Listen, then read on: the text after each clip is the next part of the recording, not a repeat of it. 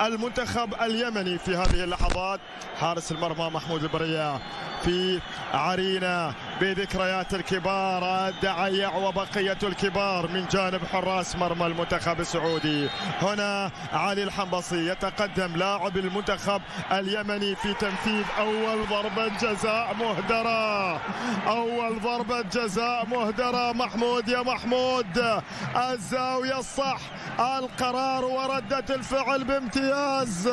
حارس المرمى السعودي يختار القرار السليم، ينقض على الكرة وردة فعل الحنبصي بهذه الصورة لأنه أهدر أول ضربة جزاء. بالتالي ما في أجمل من هالبداية للسعودي، ما في أجمل من هالبداية للمنتخب السعودي. هنا ماهر علي حكم المباراة في حديث مع وضاح. وضاح يقابل الشمراني. الشمراني أحد نجوم البطولة، القميص رقم 8 من يحمل شارة القيادة بالنسبة للمنتخب السعودي، هو من يتقدم في هذه اللحظات. الشمراني أحد نجوم البطولة يتقدم، يضعها في المرمى ببراعة بجمال. أي إمكانيات! أحد الأسماء الشابة التي من المنتظر أن تكون في المستقبل القريب نجوم من نجوم كرة القدم السعودية الكبار. يا سلام يا سلام! وضعها في زاوية جميلة قوية، في زاوية مستحيلة على حراس المرمى، وبالتالي يتقدم الآن المنتخب السعودي في ضربات الترجيح بحكم أنه هو سجل والمنتخب اليمني أهدى. الآن المنتخب اليمني في ثاني ضربة ترجيحية من خلالها ينتظر المنتخب اليمني أن يسجل أهدافه الأولى من ضربات الترجيح. ينجح في ذلك، يسجل عن طريق عبد الله الدقين. نعم، اللاعب الذي يزور شباك المنتخب السعودي ويسجل في مرمى محمود البرية، ينجح في اصطياد هذا الهدف وعودة الآمال من جانب المنتخب اليمني. المنتخب اليمني ثاني ضربة ترجيحية ينجح في إرسالها نحو الشباك. القميص رقم 9 محمد العيسى. القميص رقم 9 هذا محمد العيسى اللي أعادهم بهدف التعادل 1-1 في الوقت المحتسب بدل الضايع.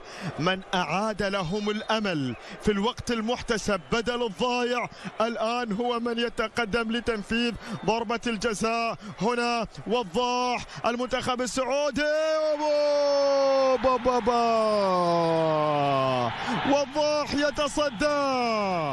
وضاح يتصدى. محمد العيسى الذي أفرحهم بهدف التعادل عاد ليحزنهم بإهدار ضربة جزاء. محمد لكن وضاح قرار سليم، هو أرسلها في مكان جميل، ردة فعل خيالية بالتصدي. لاحظ ردة الفعل من جانب وضاح، أنور الزاوية والقرار، وبالتالي عادت الأمور نحو التعادل ما بين المنتخبين. كل منهم سجل ضربة ترجيحية وكل منهم أهدر ضربة ترجيحية. الآن المحاولة للمنتخب اليمني بامتياز كبير. أنور ينير الطريق، يسجل للمنتخب اليمني من ثالث ضربة ترجيحية بامتياز، يضعها بهدوء. يا سلام على ثقة كبيرة. الحارس راح في زاوية والكرة اتجهت في زاوية أخرى، وبالتالي المنتخب اليمني يسجل في هذه اللحظات. الآن الدور على المنتخب السعودي عن طريق عبد السلام برناوي.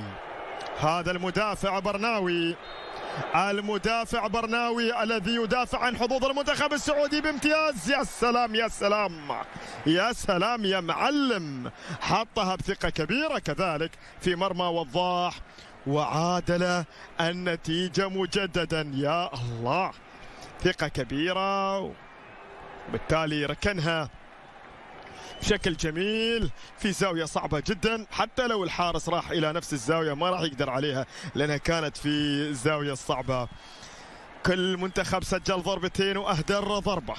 الدور على من؟ عادل عباس، هذا نجم المباراة في الشوط الثاني. عادل عادل عادل عادل عادل عادل عادل عادل، حكاية حكاية حكاية. القميص رقم 18 تذكروه، تابعوه، أحد نجوم هذه المباراة. عادل أحد الأسماء الذي فرض نفسه وبقوة في المباراة النهائية، يسجل بامتياز، يكمل ما قدمه من نتائج رائعة في مباراة اليوم على مدار الشوطين، بضربة ترجيحية كذلك ناجحة في عرين المنتخب السعودي. الآن نواف البشري، نواف الهداف البشري المهاجم في مواجهة وضاح حارس مرمى المنتخب اليمني في المرمى. يا سلام، حطها بشكل جميل. وضاح كاد أن يصطادها لكنها كانت قوية، راح لها بنفس المكان بنفس الزاوية. الكرة كانت أقوى. قرار حلو من نواف البشري أن ركنها بهذه القوة، وبالتالي متعادلين الجماعة، متعادلين الشقيقان المنتخب السعودي والمنتخب اليمني في المباراة. 90 دقيقة 1-1 بضربات الجزاء، متعادلين، كل منهم سجل 3 وأهدر 1. الآن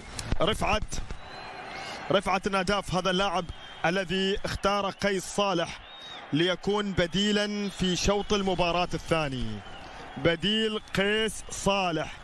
اختارك قيس صالح لمثل هكذا مناسبات. يا رفعت في المرمى، يا ستار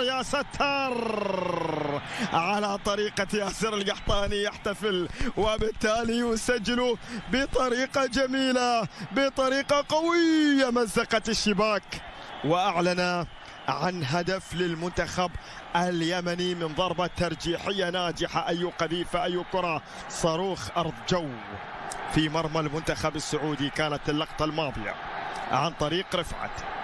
الآن حسين الطاها إن سجلها يعادل، وإن أهدرها فاليمني سيكون بطلا للبطولة. حسين الطاها من اختاره عبد الوهاب الحربي ليكون بديلا في الشوط الثاني.